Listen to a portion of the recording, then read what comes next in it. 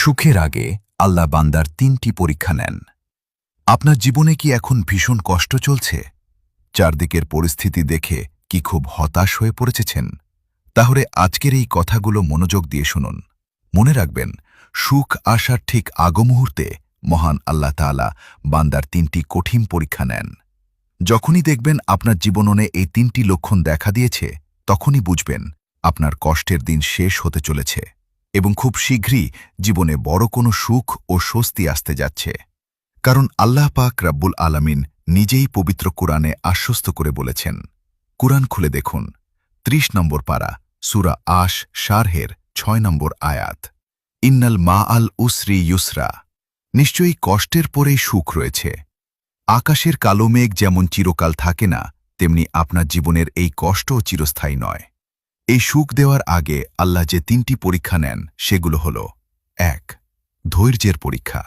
আল্লাহ তাআলা দেখতে চান কঠিন পরিস্থিতিতে আপনি ভেঙে পড়েন কিনা, নাকি তার সিদ্ধান্তের ওপর অটুট ভরসা রাখেন।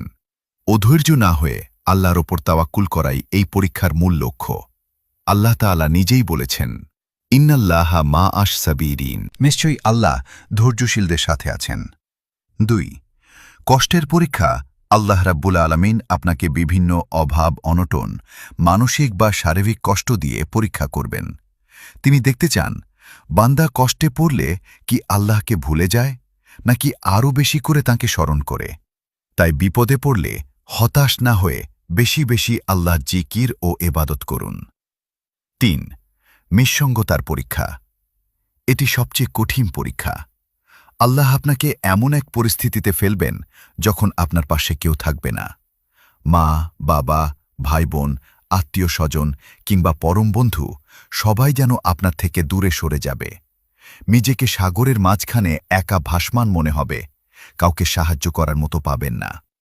আল্লাহ মূলত দুনিয়ার সব দরজা বন্ধ করে দিয়ে দেখতে চান বান্দা একমাত্র তাঁর আল্লাহর দরজার দিকে তাকায় কিনা।